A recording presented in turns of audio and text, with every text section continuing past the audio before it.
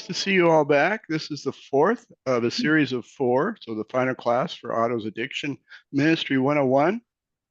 He has a couple guests here today, so we're going to be filling up the whole hour, and it should be fascinating. Two guests, try to keep them straight, Duke and Dirk. And so Otto will help us sort that out, right, Otto? Couple of quick announcements and a prayer, and then I'll let Otto take over the class. Really good to have you here today. We have a couple of things coming up that you might want to know about next Wednesday, I think it is. Is it, or 2 weeks from now? I should have checked this. It looks like next Wednesday, a week after tomorrow at noon, we have our monthly webinar, and it's with Libby Stalis, who I think is in this class, isn't she? But she's a guest on our webinar called God Shots, and she's going to talk about how to find God in the everyday moments of life and the little things that happen. Seeing God shots, those moments when you see God's presence really clearly in a given moment. So it's fun to share those stories. So she'll be with us. That's next Wednesday. And then we have our conference coming up on October 17th through 19th. And if you're not getting information about that, put something in the chat and we'll send you a link so you can see what it's all about. It is our most filled conference in terms of content. We have 6 keynote speakers. We have a special guest who's the son of Spock, the Star Trek person. I'm sure everyone knows that name. He's going to share his recovery and how his recovery and his father's recovery led them to reconcile. And we have 29 or 30 breakout sessions on all kinds of topics, all designed to help faith leaders navigate this issue of addiction in our world today, and how to become sensitive to the issue and know how to respond to folks who are struggling and to provide ministry. So that's coming up October 17th through 19th. I hope everyone will come for that. There's a registration link in the chat page. And then finally, in February, in the middle of the winter, the coldest months, we are going to the Caribbean on a cruise ship. And we have a 4-day, 5-night, 5-day, 4-night cruise leaving out of Miami. And it will be an opportunity for us to spend time together in Richard Rohr's book, Breathing Underwater. And so we're going to be digging into that book. There'll be daily worship devotional time, and there'll be presentations on Richard Rohr's book. And then we'll have some small group breakouts, and then a lot of free time to enjoy the ship. And then dinner every night together as in groups. We'll mix it up each night so that we're meeting everyone in the group. We've got 14 already registered, so and several more that I know that are going to. So we expect a group of 20 to 30 people, and so it'll be a nice sized group. But a real mountaintop. The fellowship is tremendous, and the refreshment and renewal. It's just a great time to get away. And I hope you'll look at that. And Katie, do you have a link to that? I don't know if you do or not. You do. Okay, so Katie will put up a link for that. So thanks, Katie. And so you probably know Katie by now. She's the brains behind the Center of Addiction and Faith, but she does all kinds of wonderful things for us. And you know our teacher Otto. He's been with you for the last several weeks now, and so he's going to lead us. But we're going to begin with a word of prayer. So I invite you to join us for a moment of silence and give special consideration to those who still suffer with addiction.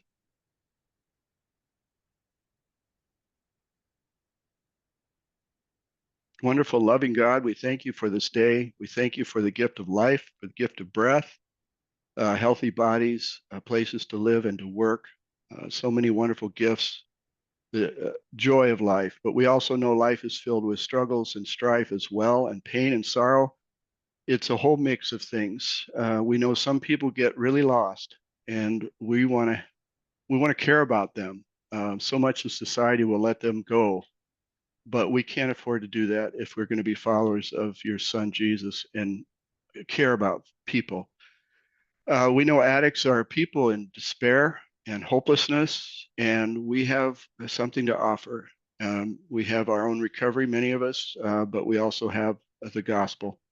We have good news and hope, And so help us to figure out how to convey that to those who still struggle, either within the church or without, wherever it may be. Help us to use the tools we're learning here in this class to do your work on earth and to restore lives to sanity and wholeness. Bless this class that may bear fruit in all multiple ways. Guide us by your Holy Spirit. Lead us in your ways always, and help us to lean on you in every phase of life. We give our lives to you again this day, and trust ourselves to your care. We pray in Jesus' name. Amen. Okay, Otto, teach us stuff. Sure, that's what I can do. Let's see once. Let's try sharing a screen. We've had to restructure this today because of our technical problems last week. So we've got this first few minutes of our opening time. Then I'm going to turn it over to my dear friend Dirk, who is in long-term recovery, and we have about 25 minutes for him. I want to talk some about the program of developing teams, lay-led teams in congregations, which is Faith Partners. We'll take a few minutes of break. And then my good friend and colleague Duke is here from his chores as alcohol drug counselor at the University of Nebraska. And he's going to be in a skit with me and with all of you. All of you will be in this skit. And one of us, me, will portray an alcoholic, unaccustomed as I am. And Duke will portray a person who cares about me, and which is a difficult role for him. And then we'll have you folks will all be his coach as he tries to care for this blockheaded alcoholic that I will be portraying. And then I want to talk a few minutes about the Center for the Restoration of Impaired Clergy, because of that important work that's going on there. And then we'll have some time for evaluation, our gratitude to you for being engaged with this, and just to wrap up the whole thing. So that's the way we're going right now. We do have a couple minutes for, oh, come on, give me a little stop share thing. There we go.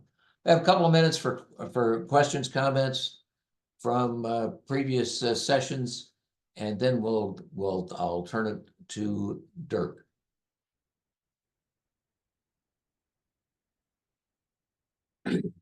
All of a sudden, preachers are shy. They can't speak. I don't get this.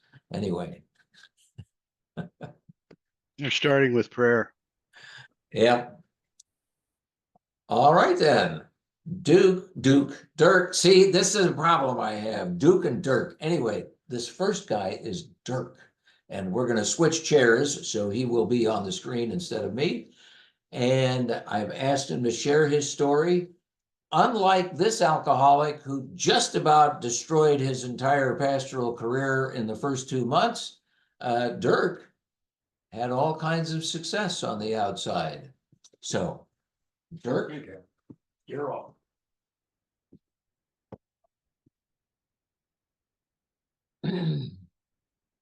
Thank you, Otto, for this invitation. It's good to see you all. Thank you for joining me today and this. Good to see you, Ed. I rarely get to see you, and Duke. Greetings to you. Good to see you. I only Dirk, Duke, and we'll call Otto Dick here today. So, one thing I tried to be sure to check before I left home this morning, I said, Barbara, to my wife, how are my nose hairs? Because when you get on a screen like this, you know, depending on how you have your laptop setting, you're looking at my nose. So I wanted to be sure that was not a distraction for you all this morning. I hope it isn't. My name is Dirk Reek, and I'm an alcoholic. I've got my timer set for 25 minutes, and I really want you to know that it's entirely okay to interrupt with questions as I may be going through this. My sobriety date is the 7th of October of 1987, which means that I was about just not quite 39 years, no, yeah, not quite 39 years old when I got to this program. And I did not go through treatment. I walked into the doors of Alcoholics Anonymous, and I've never had a drink since. And I'm very grateful for that. Let me tell you how I got here. My drinking career started about 20 years before I got sober. It started in college, really in earnest, and was only modest at that point, like maybe true of a number of us. But by the time I got into graduate school, that's when I really learned how to drink. That was at the seminary. Alcohol answered for me an emptiness inside of me. The emptiness was wanting approval and wanting to be connected, and yet always feeling on the outside. And I grew up in a very conservative, very structured, very dignified home. I'm a lifelong conservative Lutheran. Grew up in a very patterned and ethical home. My folks were modest drinkers, never anything outlandish, and so I didn't have the example for it. But I do know that the first time I ever drank, it answered something inside my soul that I was longing for. I felt at peace and at ease. There was a huge difference between how I tried to be on the outside and the way that I was on the inside. And I tried to cover as much as possible. When Otto said that I had arrived at a point of being, getting to this program, and that I was ostensibly successful, I was a functioning alcoholic. People knew that I had a problem, that they did know. But they, the difference being, keeping the front up was unbelievably difficult. It was terribly draining. At the time that my drinking hit its apex, a couple of years before I got sober, I had our oldest child, our son at the time was about 15. He had been through dreadful medical concerns that were congenital. So there was a terrible emotional drain within our family that I was trying to take care of, prop up my family, prop up my son struggling with very difficult medical issues, prop up our oldest daughter, who was a budding adolescent at the time. I was also serving as the senior pastor of a large suburban congregation and trying to be Father Wonderful and keep that front going as well, doing everything I could do. The way that I got filled on the inside was to come home at night, and when I finally had my time alone, that's when my God and I would talk. That's when I would open the bottle and fill the glass with ice and whiskey or gin, and I would commune.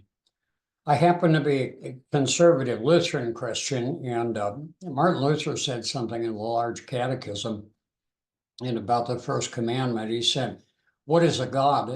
A God is that to which we look for the highest good in our life." And if you would have asked me in those days what my God was, I would have given you this profound, tangled theological answer. But in point of fact, the highest good I found was that sense of release and peace I got by the time I was halfway through the second drink of the night. I had arrived at a point where I was blackout drinking, and I was behaving in a way that was absolutely at odds. I could not keep the border or the boundary between all the emotional anger and hurt and fear and aloneness. I couldn't keep that distinct. It was collapsing around me. And I was finally confronted by a friend in a way that really got my attention. friend, neighbor, congregational member, ex-wife of a Lutheran pastor I'd been in the seminary with. And she said, you either do something about the drinking or I'm going to the church board. Somehow that finally got my attention when other flashing of the brights that I had gotten before then only drove me into controlled and even more hidden drinking than I had been doing. So the next day I called Alcoholics Anonymous, and I got a return call from another clergyman who was in recovery. And he said, can you meet me for a meeting at noon? Which I did. And that was the last time that I drank. I think the power of what hit me, it was a speakers meeting, and I can't say that I got a lot out of it. It's just not my style of where I get the best insight. But he took me to lunch afterwards, and he laid out the nature of this melody in a way that it fit, and it absolutely answered. And at the end of it, he said, do you think you can stay sober the rest of the day? I said, I think I can. He said, good, call me tomorrow, which I did. And then I started going to 4 meetings a week and lived with his active experience. What's happened since then is just a transformation. I've stayed sober and I've lived through a whole variety of things without having to take a drink. Not the least of which is our son grew up, graduated from college, had his first job, and I happened to be in grad school again when we got the phone call that he had been found dead of a heart attack. And I did not need to drink over that.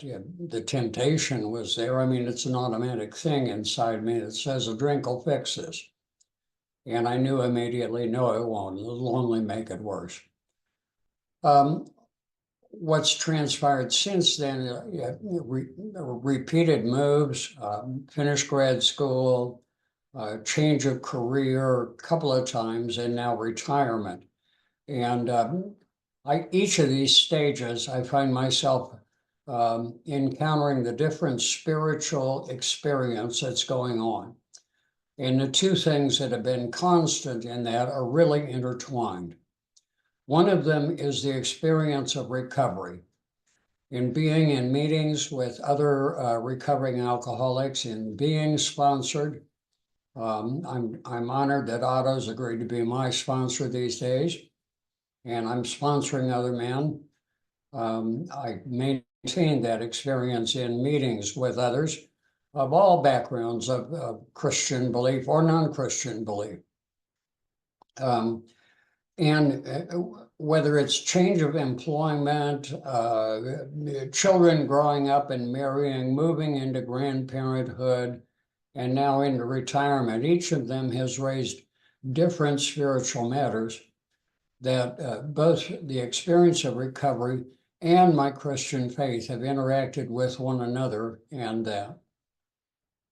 Early on in sobriety, my first sponsor, who was an Episcopal priest, said to me, we are going to change your theology. That's a scary statement to make to a narrow-minded conservative German Lutheran.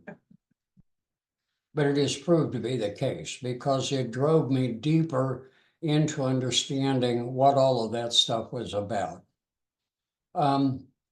One of the things in our little preparation that Otto and I did prior as we were gathering here, he said, you know, it'd be okay to share this theological language and how that's changed some. Because growing up, and I think for far too many of the everyday Christian, you start talking all this Bible language of sin, and they think it is just behavior. And the parallel, and it's not, it's my distance from God and my trust in myself. I cannot help but do that. If I act as if I'm well behaved and I have this stellar faith, that's all my willpower. Doesn't work. And it's the same in recovery. When I introduced myself to you a few moments ago, I said, I am an alcoholic, even though I haven't had a drink in decades. Because the alcohol was only a symptom of what was going on inside me. It was an answer.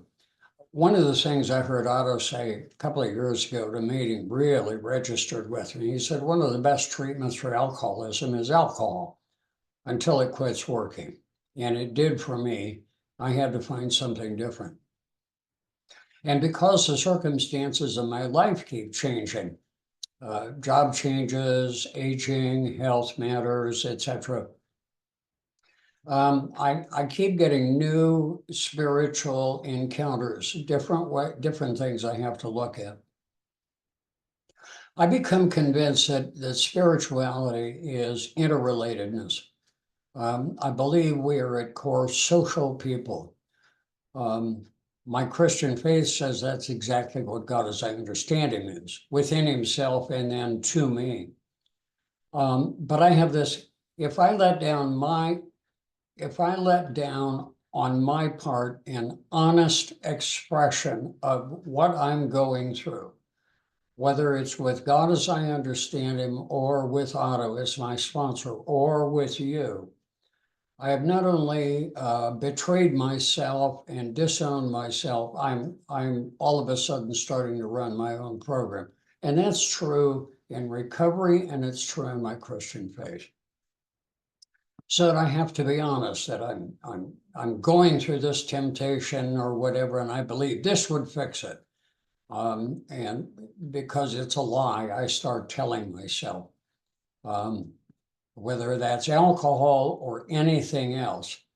I don't believe there's anything inherently wrong with alcohol. I think it's a good gift, except in my case. In my case, I have this allergy that developed from the first time I drank, that I will pursue it and all of a sudden it will control my life. And I choose not to do that. I want something else to be there. And so that's why I continue actively. There are times I find myself today, sometimes leading a group or a class of some kind, and I forget I'm not in an AA meeting, and I end up saying stuff more bluntly, like we tend to do in AA meetings. And there are times I have to watch what I say in AA meetings because I start to sound like a preacher. But I suppose that says something about how my faith, my experience in our principles recovery, and my whole framework for understanding how my spirituality operates and what I have found to be helpful, how they've become part and parcel of one another. I watch carefully about, try to as best I can, recognizing that maybe there's more to this than I can figure out, or that, understand. I know we have to be cautious about that all because folks have sensitivities. The experience of recovery has transformed how I am in public. One of the things that about 11 years after I got sober, I was serving in a congregation at the time. I was sort of a typical parish pastor. And I was asked to consider becoming a professional vacancy pastor, and took training for it, agreed to do it, and did that for about 7 or 8 years in a number of very difficult circumstances. I would be called into congregations where everything had gone to pieces, sometimes because of moral behavior, sometimes because of arguments, some kinds, variety of reasons why it happened. And essentially, I found myself, I sometimes when I was trying to explain it to my AA friends, I would say it's like I'm sponsoring a congregation in detox, because the system had become poisoned by the lies, by the covering up, by the dishonesty with self and one another. At the end of the last one of those, I was serving here in Nebraska in a small community where one of our church colleges is. And I was asked to come across the street from that, and I taught theology and philosophy at one of our church colleges till the end of my full-time professional career, and then for a couple of years after that. All of these matters have come together in ways that now in retirement, I have plenty to do. I sit and think about all of these things, and then I call Otto, and he will sometimes quit thinking, go to a meeting. He doesn't do that. He's more gracious. But it has given me occasion to reflect more fully about what's really going on in the lives of people. In a broader sense, one of the things that struck me in reading a book some years ago is by the author Scott Peck, who wrote first book, The Road Less Traveled, and a subsequent book he wrote, The People of the Lie. And it's while he was researching that second book that he came across our experience of 12-step recovery with great interest. And after he had listened to us, he spoke to a Catholic priest friend of his and said, Father, it seems to me that sin is an addiction. And the priest looked at him and said, my son, it's the ultimate addiction.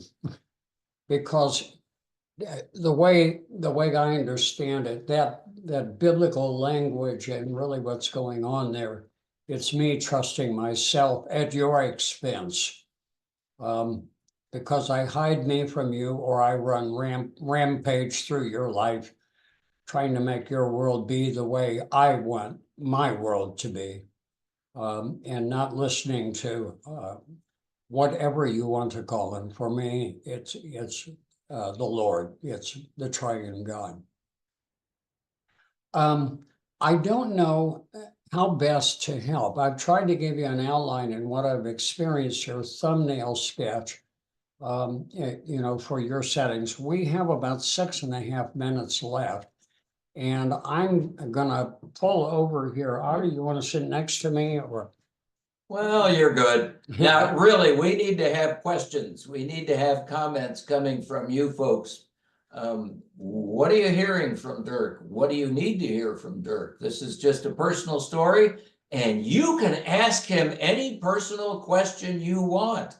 He may not answer it, but you can ask him anything. Or I may lie to you. Or he could lie, yes.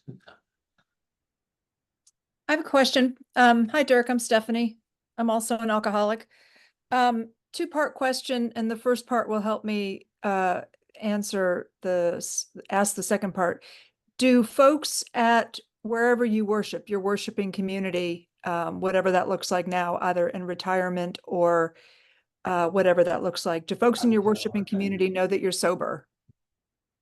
Yeah. So the question is, do people, Dirk has some hearing issues, so I'm going to repeat the question. The question is, do people in your worshiping community know that you're a person in recovery? Many of them do directly. It's kind of an open secret. Okay, I understand. Second question is, with that position, do people come to you with concerns about their loved ones, about themselves? What do you Yes. see in Yes. and how do you handle that? Sometimes I start asking without even being aware that I'm in recovery. And I said, funny thing you should ask. Come along with me. Sometimes, and my wife and I both, she's been in Alanon almost as long as I've been in Alcoholics Anonymous. We try as best we can to carry the message without forcing things. And we watch people cling to their belief. I'm going to try this first. I'm going to try this first. I'm going to try. And it's the same as what we encounter in meetings. I think I've got this figured out. I'll be okay. Or I think I can handle this. Okay. And there are times, I'm just a member of a congregation here. All of my pastors know that I'm in recovery. So does my bishop, my district president. And I put myself at their disposal and say, if you need me, please let me know. And that's happened on a couple occasions too. One fellow is now 3 years sober as a result of that. And, you know, just how's the phrase go? We share our experience, strength, and hope. Does that answer your question? Thank you. Okay, another question. I have a question. Certainly. This is a very broad question. And my name is Melanie, by the way. I am a seminarian and I'm not an alcoholic. I have, there's alcoholism in my family. And the reason that I wanted to do this seminar is because I want to understand the issues, and I want to be able to possibly help people. I want to be able to do the right thing to help people. So that's my big question. And that's what we've been talking about. How can we help people? How can we talk to people about whatever about, you know, and we have all of these things that we've talked about in that respect. I'm sorry, I'm not being very eloquent. Here's my the answer question. to your question. Transparency. Don't hold yourself up as something you aren't. One of the problems I'm having right now with a longtime friend of mine who's a retiring pastor is that he wants to present himself as behaving in such a Christian way. That gets in the way of my understanding the grace of God. It's what I grew up with. I rejected me as a young person because I wasn't as wonderful as everybody outside of me. They talked about being loving and caring, and we just don't do those things. And on the inside, I'm saying, I'm not that loving. I'm not that caring. And so there's a phrase that says, I'm comparing my insides to everybody else's outsides. So when you get to the point of preaching or teaching or talking to people, be transparent about your own brokenness, because the answer is not acting wonderful. It's trusting the grace of God. I love that. Be transparent about your own brokenness. That's exactly what I needed to hear. Thank you very much. Time for one more. Geez, the guy on the screen looks old. I'm Jerry, and I have been in recovery since 1980. Congratulations. So, yeah, and I don't claim to sanity through all of that, but in our lifetimes we've seen the AA 12-step program multiply and divide and become Narcotics Anonymous and Overeaters Anonymous and Gamblers Anonymous. And so my question is just, have you ever found it helpful to attend other 12-step programs besides Alcoholics Anonymous? My wife early on thought I needed to attend Sex Anonymous because I love sex. I went to, that's 25 minutes. Let's shut that off. I went to 2 meetings and I said, that's not me. I'm just a healthy male. To answer, let's I think what undergirds it all, somebody asked me one time, how would you do this today if you had it to do differently? If they ever stuck me in a small town and said, Reek, you go start a new Lutheran church, I'd call it Sinners Anonymous Lutheran Church. And on Sunday morning, I'd walk out, hi, everybody, my name is Dirk, and I'm a sinner. Hi, Dirk. We need to take the biblical language, at least for those of us who are Christian, we need to put legs on it. And it happens to be different struggles for different people, whether it's using sex, money, power, or self-righteousness. Or self-righteousness as an addictive behavior. We're all addicts because we're looking to be told who we are. Okay, Our thank you, Dirk. Yeah.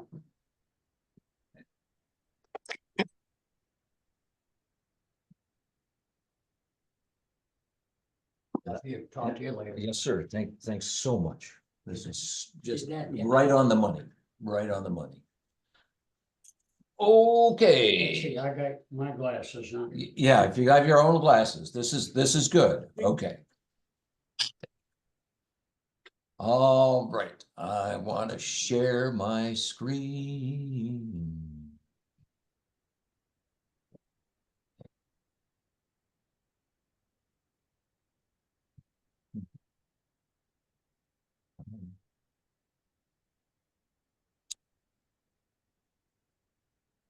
I want to talk a little bit about something called Faith Partners.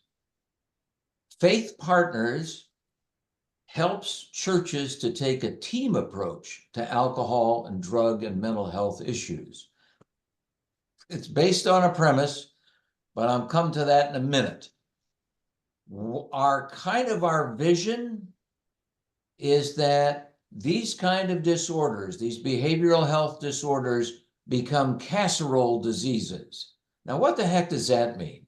Well, normally if somebody is grieving a loss, or in many of our churches they're grieving a loss, or somebody is very ill and we want to reach out to them and care for them and let them know in a concrete way that we love them, people make casseroles and bring them over, because you can reheat that casserole several times and keep feeding lots of people with it.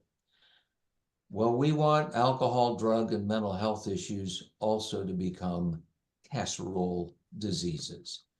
That kind of openness and loss of shame for those things.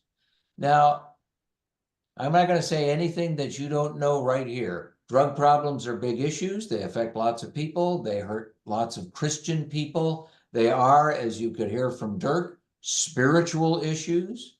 Certainly the good news of Christ calls us to act on those spiritual issues.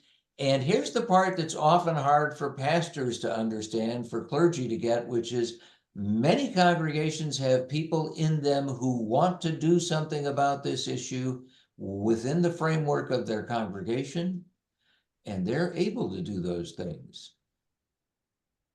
One of the things that I think one of your handouts is something called like a survey or a church survey. It's a real short survey that we did with a number of 13 congregations here in Southeast Nebraska. Over 1,000 people took the survey, and this was one of the questions. I'm currently concerned about or affected by my own use of alcohol or drugs or someone close to me. Nearly half of the people who responded to that said yes to that question, actually agreed or strongly agreed with that question, 44%. So people in our churches are clearly affected. I have to put a caveat into the validity of that number, because we hand those out during a church service. Usually that's a service that's based on alcohol, drug issues. We hand them out during that service, and then people, not everybody fills out the survey. Well, obviously people who are more likely to be concerned about the issue are ones who fill out the survey. Nevertheless, it represents a substantial number of people within our congregations. Clergy are rarely trained in this issue. 12% of clergy, this is an old study, but it seems to be holding true to the modern time, have had any education on substance use issues in their seminary training. My late friend, Dr. Robert Schultz, just did a telephone survey of 10 different seminaries. He found that even today, 20-some years later, alcohol, drug issues, mental illness may be addressed in a course, usually a pastoral care course, and they may spend an hour or two on it. There might be optional classes for people who are on the track to become congregational clergy. It's a requirement, of course, if you're in the pastoral counseling track. So you might be allowed to take a class in it, but that's as much as they do. That same survey, we also checked to, is there passive support for engaging this issue? 4 out of 5 people said certainly we should be helping families and people who are facing these issues. 3 out of 4 said we should be involved in the education and prevention end of this issue. So it's very strong passive support among the people. We liked, and I've worked with the Faith Partners model now for half a dozen years. We liked it partly because the folks who do this, a fellow named Drew Brooks, are very experienced. They've been at this for 30 years. They've worked with over 24 faith traditions. They work all over the United States. It is a proven model. They help us build our team. They offer a lot of training, great materials. They've set up systems so that we can sustain ourselves, but this is not a cookie cutter approach. This makes it a bit more challenging than most any program that people bring to your congregation.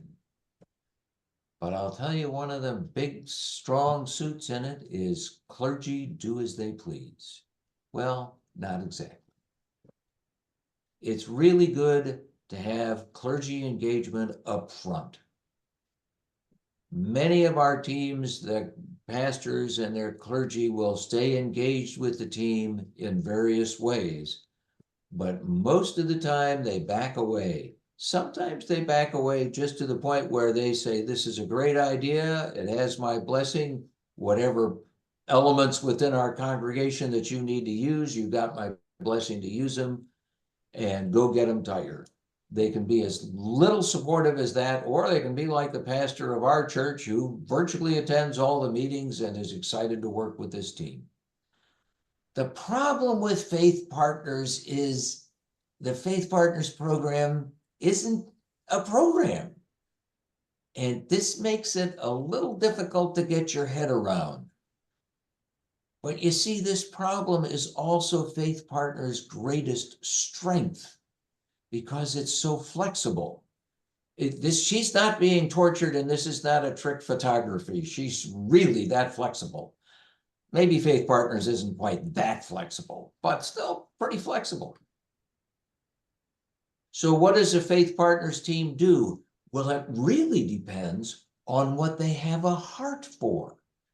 It really depends on what they see as the needs around them in the congregation and in the community that they serve. It depends on their skills and their talents. You got a team full of recovering people, they're going to be all on that recovery side. You have a team full of people who are involved with families, who are involved in health work and education. They're very strong on that prevention side. Some of the things that teams do, typically they're very supportive of clergy in dealing with troubled families, much like Dirk is with the pastors of his church. They help get people into 12-step groups and so on. They sponsor alcohol and drug-themed worship, which, by the way, is a good way to get started. You sponsor an alcohol drug-themed worship, and you do the survey as part of that, and yeah, that helps you identify people that are interested. They provide science-based education programs. Our regional prevention center will provide us with the education. We don't have to invent it. They've got various, it depends on your regional prevention center, but they have various science-based prevention programs, like teaching people how to communicate their family standards. Our churches did, we've had half a dozen congregations do family standards.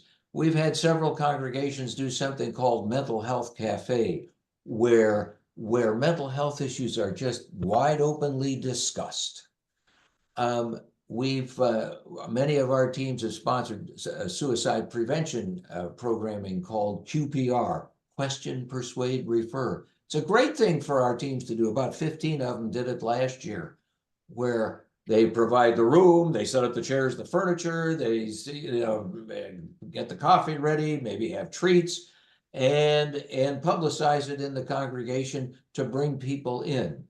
Our regional folks at Region 5, they publicize this nationwide and this availability in all 15 of these congregations over a 7 or 8 day period.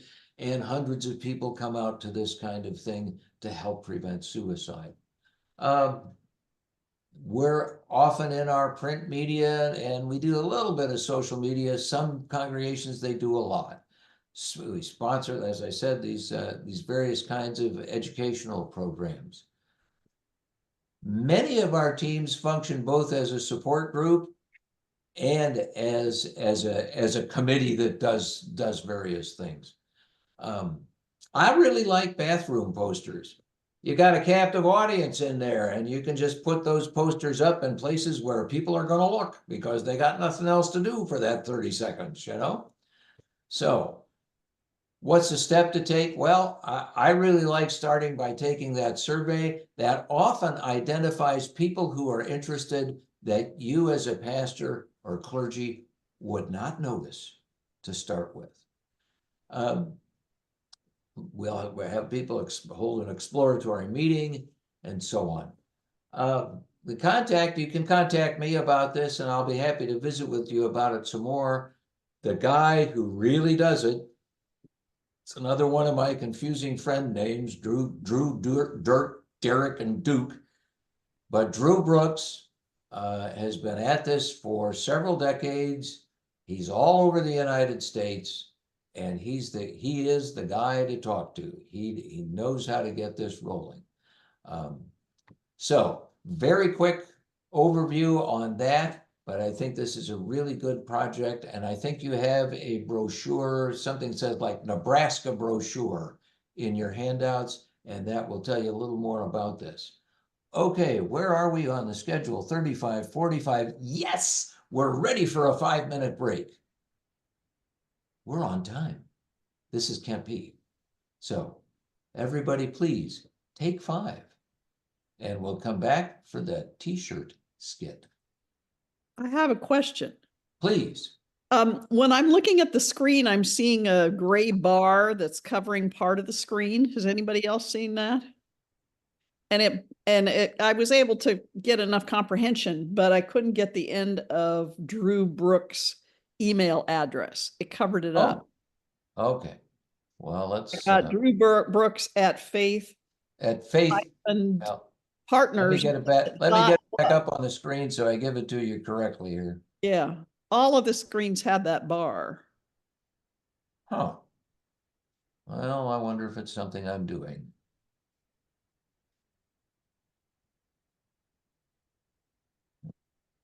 Now it's gone.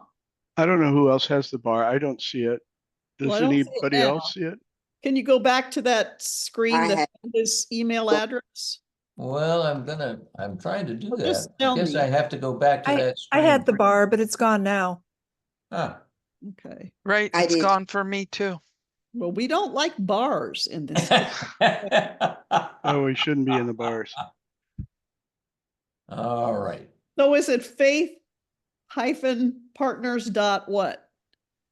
For Drew Brooks, Let me get this. like org or com or edu or something like that. It's Drew Katie, are you Brooks able to at post it on chat? faith-partners.org. Thank you. Yep. Thank you so much. And I will put that up on the screen now. Can you copy and paste it in chat? I could do that. That'd be easier. Wouldn't it?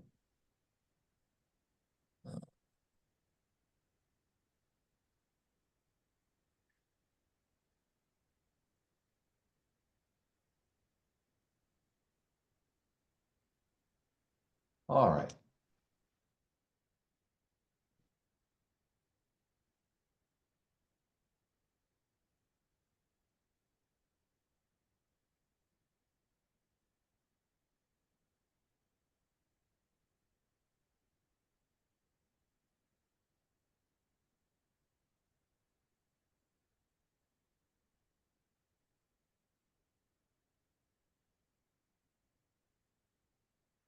Melinda has her Otto, hand up, I think. yeah, you talked about handouts. Where did you send an I email? think Katie sent the handouts a couple of days ago. Oh, okay, Katie, so it would have, I don't know, I would have come from Katie Wilbur, and so, yeah, and if she sent out 24 of them, it may have wound up in your, okay, all right, I'll check, You- thank you. and if you have my email address, and you can't find them, just Oh. email me. All right, I'll check. I can put Thank that in there too, can't I? Yeah.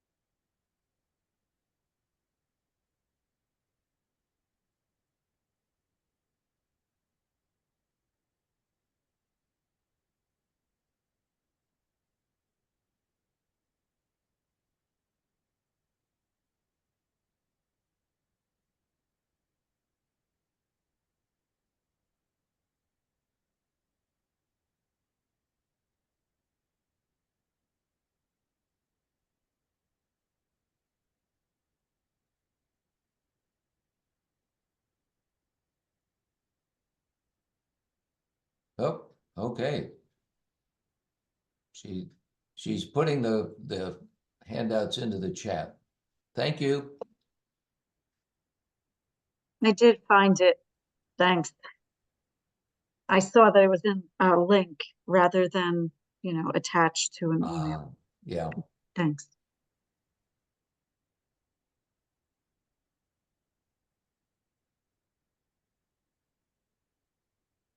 Oh, Duke, don't go blank on me. This scares me.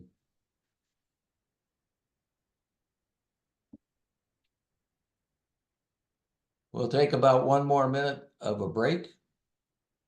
Otto, this is Ann again. Can you hear me? I can hear you. Yeah, I think I have my video on. I'm an Episcopal priest at Trinity Cathedral, and we're having our 3rd annual Sobriety Recovery Sunday with all 3 services. And this year we're really lucky to get a fabulous guest speaker, the Reverend Dr. Stuart Hoke, who is someone who I met at a recovery ministry of the Episcopal Church event many years ago. 11 years ago, when we did this for the first time, a parishioner and a priest wrote a beautiful prayers of the people that incorporates the 12 steps with a kind of baptismal covenant. We will with God's help. That is something that I've shared widely, and I have it in a Word document. And I'm wondering that if I sent it to Ed or you or Katie, if it's something that could be distributed to the group. I please do. Send it to Katie. Send it to Katie.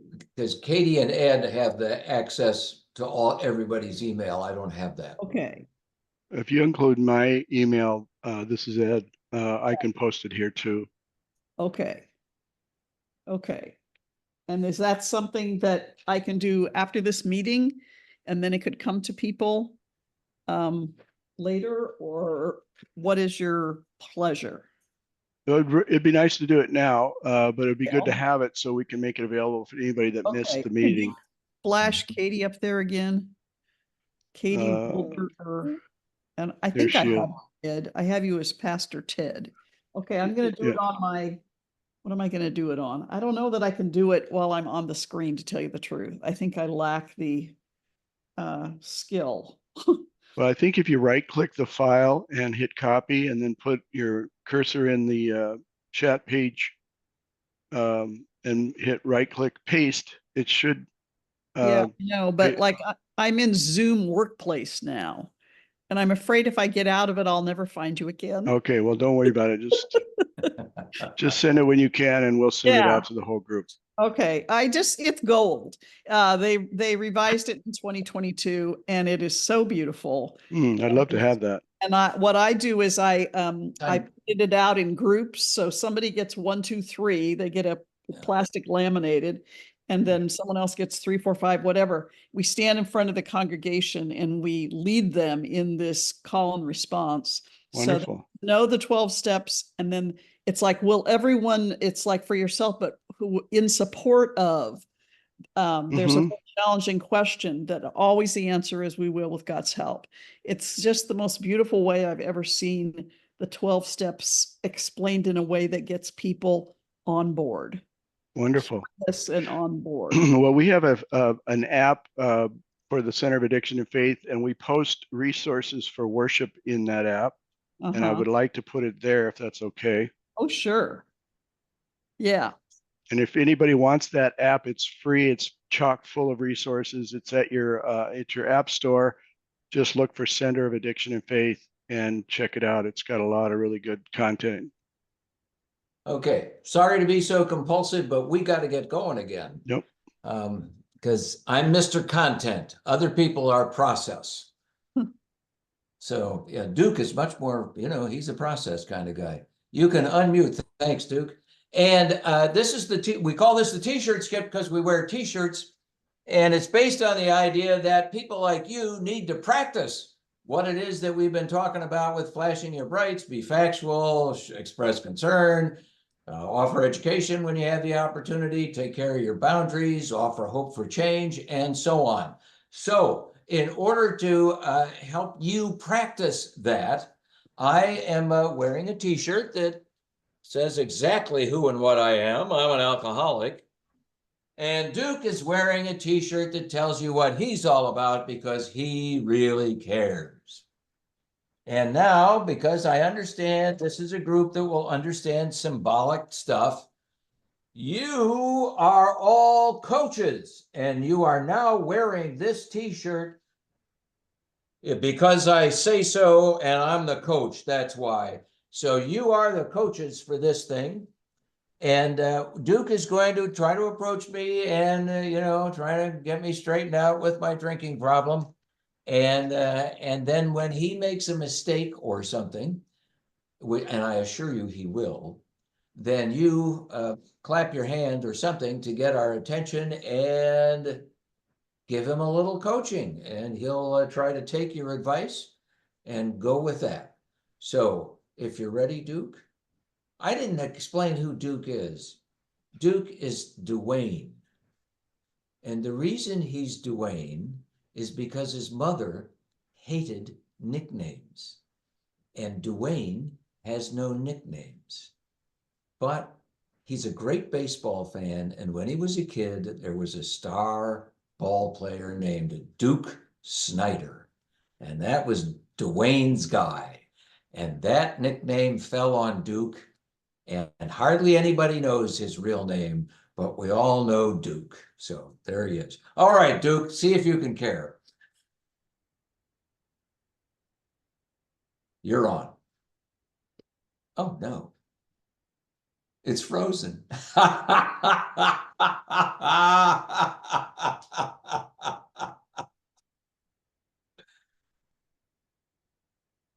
Oh, what's happened? Oh my gosh, now we've lost him.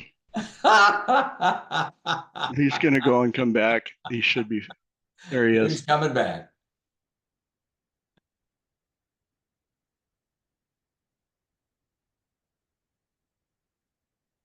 Hello, Duke. Can we hear your voice? Nope.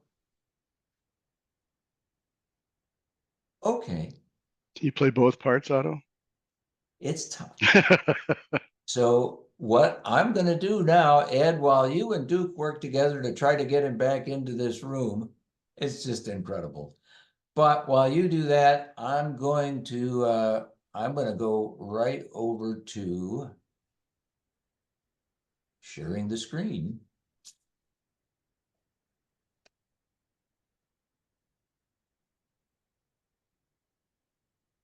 And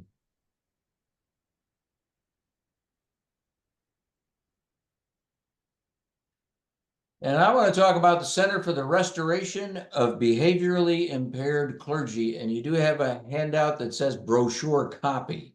I'm sorry, these things are not properly identified. And I don't, anyway. When this group, the board decided to adopt the name, the Center for the Restoration of Impaired Clergy, what popped into my mind was a great looking building like this. And we occupy 1 or 2 floors in that building because that's what it sounds like when you're a center.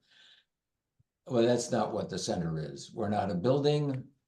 We're actually just a bunch of people who are working together trying to do the right thing. This is our vision, that every church governing body, and if you're interfaith, every governing body, uses the best practices to restore behaviorally impaired clergy to health and ministry. That is truly what we are all about. And so it's really a simple concept. Other professions have really successful programs to restore the careers and the health of their professionals, whereas most church bodies don't seem to have this. And that's what we want to do, is to adapt those successful programs to restore the careers and health of clergy. One of the church members that I talked to said, well, shouldn't the church have been a leader in this instead of 40 years behind? I guess so. All right, Duke's trying to get back in. We'll see. Here's the problem. Clergy have behavioral health problems, no kidding. The result is spiritual and material damage to clergy and congregations. And most church bodies lack a comprehensive approach to those issues. Other professions have them. The solution for us is to adapt those programs to church bodies, and we'll have a great result. Pastor Stan had a small congregation, successful suburban congregation, and he had a little anger problem, which was never noticeable until a mega church moved in a mile away and scared the bejesus out of Stan. And the next thing you know, his anger issues were out of control. And then his anxiety rose, his anger issues got worse. He got angry with people in the church. They started leaving. His anxiety got worse, his anger got worse, and pretty soon he had to leave. 2 years later, the church closed. Pastor Vicky, on the other hand, got intervened on by several members of the Board of Elders, one Saturday morning before she could get to her stash. And they suggested that she get treatment. And this is a longer story, but she accepted that suggestion. They took her to a treatment program. But when they asked her, what should we tell the church? Because you're not going to be here for a few weeks. She said, tell them the truth. And she went back and served that congregation successfully for 7 more years. What's our whole idea? We want more Pastor Vickies and not near so many Pastor Stans. That's the whole idea. It's about real people. How many clergy are in trouble with behavioral health issues? Well, the total number of clergy certainly varies depending on a lot of things. But one estimate is 450,000. That's in the United States. If we take the material from the National Institute of Mental Health seriously, 5.5% of Americans have a serious mental illness, 16.5% a substance use disorder. That's about 1 out of 5. We think the statistics for clergy are actually higher, and there's reasons to think that. This is a complicated slide. I'm sorry, I probably shouldn't even use it. This has to do with the success of a comprehensive impaired practitioners program for nurses. Notice that it can go on as long as 5 years, but notice also when they have success, the success rates they have for continuous abstinence with a long program, 4 to 5 years, 5 years. and careful monitoring, you get success rates of 90 to 95%. It's just amazing. So we've adopted the title for what we're about as compassionate accountability, full of compassion and holding people accountable. And that primarily involves a multi-year program for the individual, solid integration with other processes like your misconduct policy and so on. Because like every other impaired practitioners program, you have to have your primary value is the protection of the people that they serve. That's where the accountability has to come in strongly. We want to see education for all clergy, like you. We want to have support for people who are affected, both with guidelines, and with real support. Well, so when I talk about this with folks, they say it's a great idea. We can't afford it. We think the reality is we can't afford not to do it. 2023, the Association of Theological Schools, that's a couple hundred schools, their average cost, total cost, $118,000 per student per year. So somebody graduating from 3 years of seminary, that's over $300,000. If things had not worked right in my own life, 2 months out, I'd have been out of the ministry. $300,000 of somebody's money went down the drain, would have gone down the drain. As I said, Stan's church closed 2 years later. And our Episcopal friends know this. This was a very public issue at the time, but it was a lawsuit involving a wrongful death of a young father. So I'm confident that it cost the church millions. They don't say how much it cost. So here's the deal. Clergy have problems. Those problems hurt their work. Other professions offer us solutions to that kind of problem. And what we're about at the Center for the Restoration of Impaired Clergy is adapting their solutions. We're not a counseling agency. We're not a therapy agency. What we are about is influencing change at the denominational and judicatory levels so that they have the right kind of policies and offer the right kind of education that makes things happen so that everybody can win, both spiritually and materially. We also know nothing is as easy as it looks. Everything takes longer than you think, and anything that can go wrong will. And there's happy Pastor Vicky. Okay. So Duke's back, I think. Is Duke back? Anything that can go wrong will. All right. So I want to get, all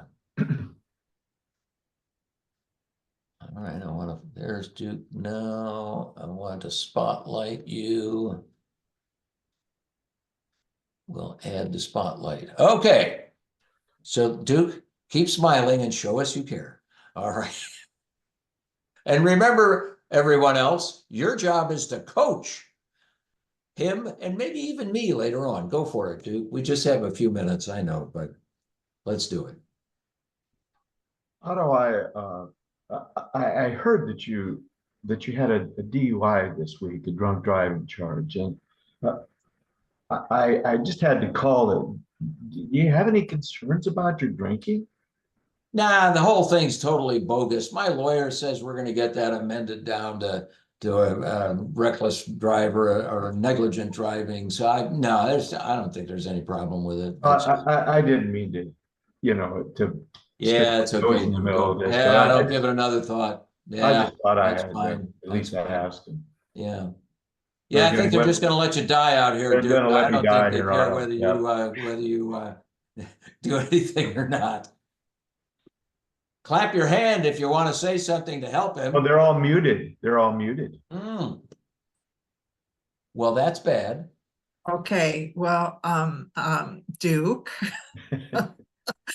have you known anybody in your personal life who had a DUI that ended up like without costing thousands of dollars and creating a lot of havoc for somebody? Is that a personal experience you'd be willing to share with Otto? Sure. Okay, let's try it. All right. Well, Otto, I'm not going to beat around the bush here. I know people who've gone through what you're going through. I mean, there are a lot of people that really care about you. I mean, your family's cared about, they've really been concerned about your drinking for a long time. I mean, there's members of the congregation that care. I care. You know, you have to take a look at this. I mean, this is unacceptable. It's unacceptable for you to be living like this, causing this kinds of problems, hurting the people that love you. I mean, this can't go on. We want to know that you're going to do something about this rather than just keep acting like there's not a problem here. How's it sound? Sound like you're doing okay? You guys are unmuted now. I'm working it out here, so you don't have that excuse. Melinda is muted. What's that? Melinda is muted. and she Melinda has is some- muted. Why is Melinda muted? Oh, there we go. Well, Okay. now she's unmuted. I'm Yeah. on me. Okay. That really came on like gangbusters. Had to let him know. Too much. I have a 3-year-old grandson. He would not have reacted well to that kind of bludgeoning, right? I might ask, so what will be involved in this DUI, and how are you feeling about that?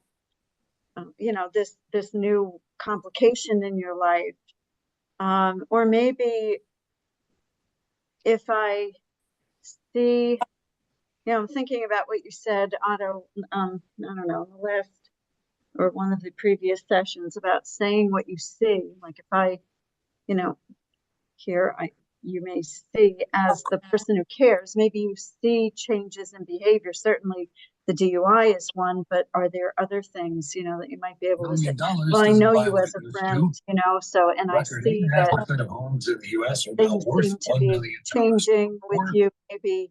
DC Metro Redfins You know what I mean? 13% of homes. Something worth just $8 million. get him to talk about. Tuesday trading on Wall Street. I don't know what Dow's that. down 71 points. The S&P 500 is Okay, down. now that we're getting, Yeah. now that we got everybody unmuted, She's somebody's unmuted. radio or TV is talking to us, so.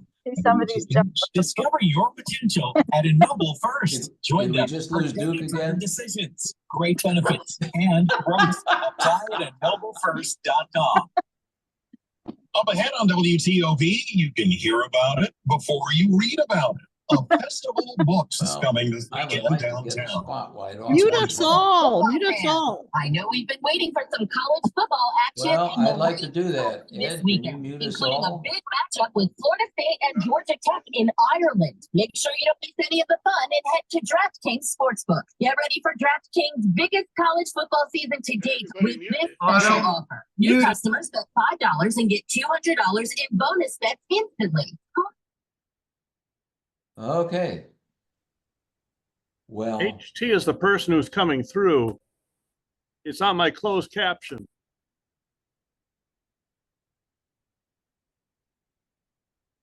I think we okay, saw it. anyway, it looks like we've lost Duke again. So Otto, how much are you paying this lawyer to say what he wants you to hear? All right, what I would like you folks to be thinking about is, what are the facts that you can talk about? How do you express your concern? Is there any education you can offer? Any boundary issues involved? And can you offer them hope for change?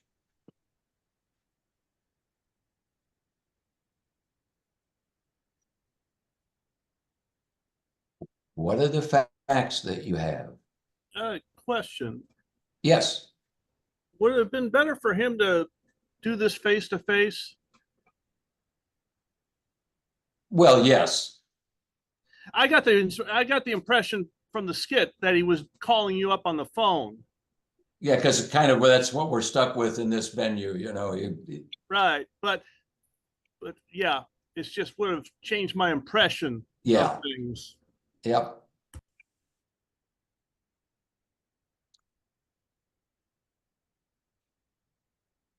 All right. We're just gonna have to let this go. Anyway. I have Ed one. or Katie, can you get everybody's face on the screen so I'm not totally dominating the screen? I'd like to get everybody on the screen and see if we can unmute everybody. Please see if you can keep background noises at a minimum, because I would like to close this up with some discussion. Pardon me. With some discussion about these three things. And I do like everybody to talk in this instance, which is, can you share something you liked about this last 4 weeks? Something I'd like to see the presenters do differently, like get their technology in order. And something I learned maybe that I can put to work in my ministry. Hey, Otto, just a suggestion, just to tie a bow on that, the skit you were doing, maybe you could walk us through what would have been an appropriate response to that situation. Well, yeah, the appropriate response is Otto, you've had a DUI. You and I have talked about this before. I've expressed my concern about your use of alcohol has done some damage to you. I know you've told me your wife is very upset with you. You think she's unreasonable, but she is upset about this. And really what I'd like to offer is, yeah, maybe you can get what I got a friend who goes to AA, maybe that would be helpful to you. Maybe you get an evaluation, which you're probably going to have to do anyway. Once you get a DUI, you're probably going to have to get an eval done anyway. But I'm here in your corner, and you can tell me to kiss your foot, and that's okay with me. But I'm here in your corner whenever you do want to take some steps. So it's really low key. And when we work with people on interventions, we work with them until they can be low key. And just to share those whatever little bits of information they have. None of the I've heard that stuff, but the actual information that I have, and especially the concern. It's very difficult to slam down somebody who is concerned, just plain concerned. You can do it. It's just really hard to do it.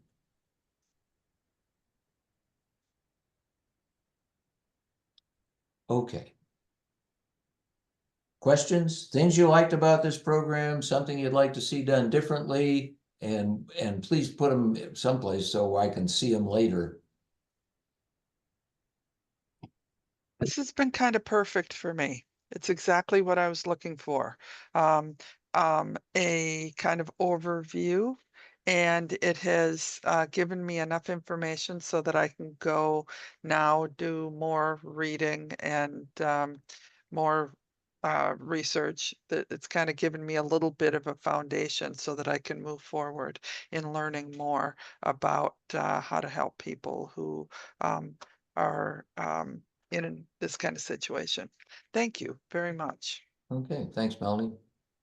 For myself, I got a lot of takeaways. I definitely like following the 5 things that you pointed out. I think reminding myself to go back to that. I like that you touched on codependency very much. Certainly in my experience, I have addiction in our family. One family member who we're very concerned, we've lost one this year already. The other one very concerned that we may lose him as well. I see my mother's codependency in that, and it's also given me something to be able to practice in an effective way, helping to deal with that. So I found that very, very helpful. And I love that, more than once it was mentioned about how the drug, the alcohol is made God with a small g, and putting that into perspective, because until you actually get that it's hard to take it any further. Mhm. So thank you. So it's been great. Yeah, the stuff that seems so insane, so divorced from reality about alcoholism makes sense when you get that. It's the God of my life.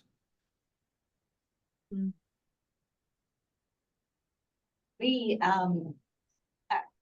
Connie Keaty, our group from Zion, and just wanted to affirm that we have been through the faith practices training. Our group kind of developed during that congregational survey. We met with Drew. He did some great training with us, and we thought this was, and this has been a good opportunity for us to get together and hear from you, Otto, some of this great information that kind of helps educate us as we are starting to educate our congregation. So thank you. Okay.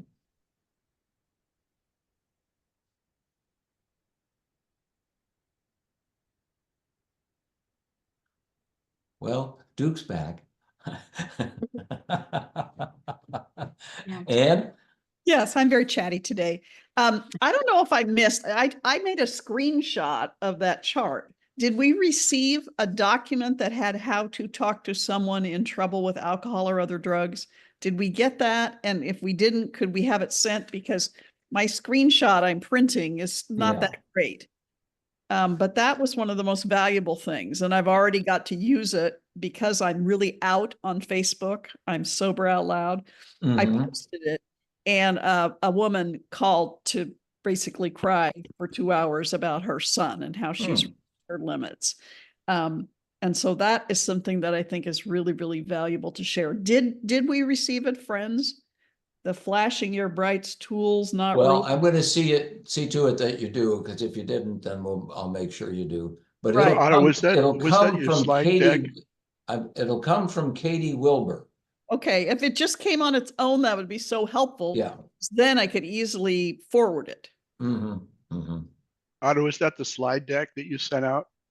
I think it's from that, and it's Yeah, hard it's in the for slide me- deck. Yeah, it's I'll- hard for me to download things from the slide deck. That's like my own limitation in computer world. Yeah, but I also have that the circle, the flashing your bright circle, and the Yeah. that's all on paper also. So yeah. Okay, thank you.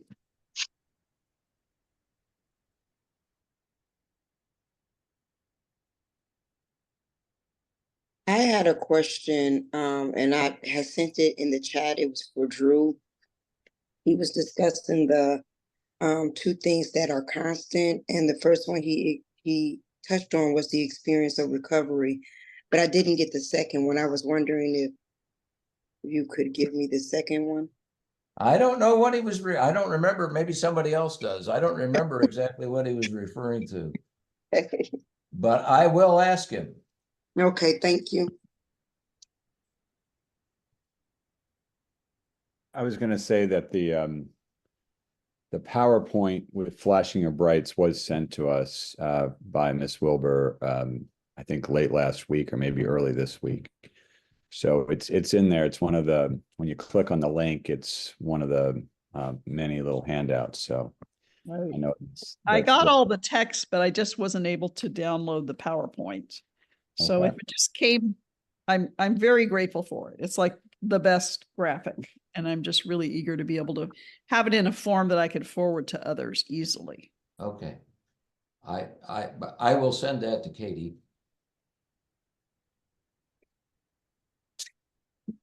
And let's see. Well, I'm going to start calling on people. Something you liked? Well, something you'd like to see us do differently? We'll go to Melinda. Yeah, I can't work my Or left Phil. hand. I thought that, yeah, the five tools, my wife and I are using that because we're involved with our son's chemical dependency right now. It runs in our family. And I think he's come to some acceptance about that. But it did help because I've badgered before. The badgering that I've been there. I've been there since he was in middle school. And yeah, that doesn't work at all. And I guess the technical glitches, yeah, work on those a little bit. I know it's tough depending on who and what your bandwidth is, because I'm on several Zoom meetings of sorts, but it did help if you record the sessions, because I missed last week and I found the recording helpful to review because I could stop, chew on it, come back to it, that type of stuff. So if those are provided after the fact, it's just helpful review. Or if something does come up for me in the office and I have to click my screen out, that's helpful. Okay, and that's a good thing for Ed and Katie to know. Go ahead, Melinda. I just wanted to say that I really appreciate it as someone who has not been through recovery from a substance addiction. I really appreciate hearing you guys talk about it in such a figurative way. I have a little notebook here that's full of all of the things that I want to remember and use, you know, when I talk to my students about it, you know, when I think about how to express this very mysterious disease, you know, and the experience of it, because that's a big part of the problem, that there isn't enough interaction between the people who suffer from it and the people who need to be supportive and, you know, to accompany people. So I'm really appreciative of all of that, because I think that language helps to add a greater understanding, you know, a better dimension to this, you know, this disease. So that's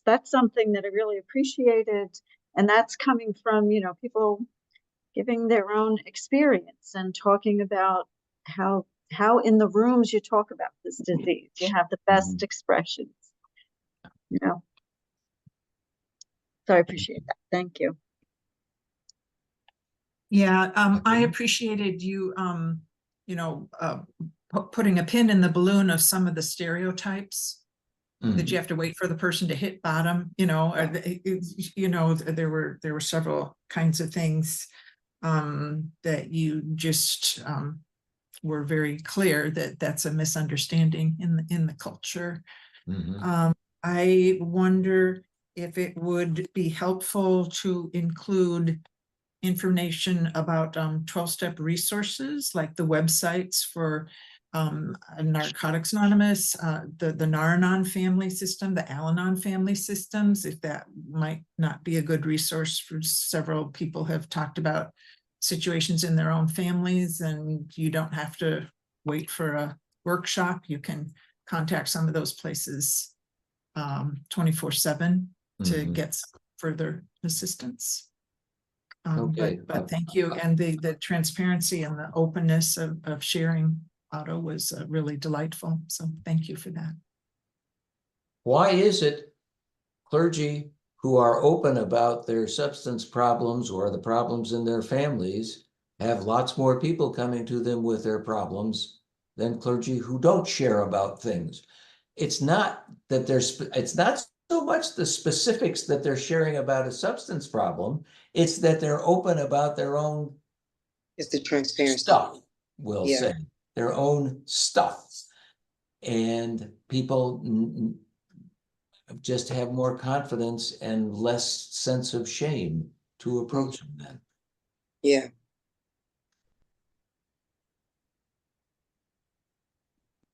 I have a sobriety ministry at Trinity Cathedral, and every weekly e-news, I have a little blurb. Always something about our next meeting. We meet every first Monday of the month. We've been doing this for years, and the group comes up with a topic. It's not a 12-step. You don't have to identify as anybody other than you're interested in recovery and sobriety. And it's just really important for me to always have that presence, that if you're interested in talking about anything, here's my email address. And so I get a lot of people write to me, and then people talk to me at church. I have my business cards that I keep in my alb pocket. I'm a priest, and so that I can hand it to people if they ask. And that has more information. That also has the has the email address for the Recovery Ministry of Episcopal Church. And that's where I met Ed when our group partnered, pretty much hooked on to the Addiction and Faith Recovery huge gathering a few years ago. And just having that constant presence. When we have the annual thing, we always have a table. We'll be doing more tabling. That RMEC has really good brochures. The brochures that go first that I have to keep copying, functional alcoholic, because that's what I was and everybody thinks, enabling, and problem gambling. And we haven't talked about that, but it was very funny when the radio came on. It was DraftKings, how to gamble. Okay. And that is so pervasive in our culture. And it is an insidious addiction. And so having those materials out, and your center might have that same kind of thing. Like, I know no one's life is completely changed by a 6-panel folded brochure, but it's a start to get something like that that's just out on a table at church, that people can give to somebody else, or they can make that first phone call. Okay, thank you. It is 12:30, and I want to put in one more plug. If you can help me as the director of the Center for the Restoration of Impaired Clergy, if you can help me facilitate a connection with your judicatory, please go ahead and reach out to me with an email, and we can start doing that. I think it's appropriate to close this with a brief prayer, and to express my personal appreciation for your engagement and your work and your love for this area of ministry and of service. So gracious God, I thank you for bringing all these people together as we work with these issues that have no magic answers, that we can only look to you to help us as we journey through these processes, to be of service to those who have lost their way or maybe never had a way. And we thank you for blessing us and bringing us together in your love. And I pray in the name of Jesus. Amen. Thanks to all of you. I can hang around for a few minutes, but I'm actually hosting another Zoom. So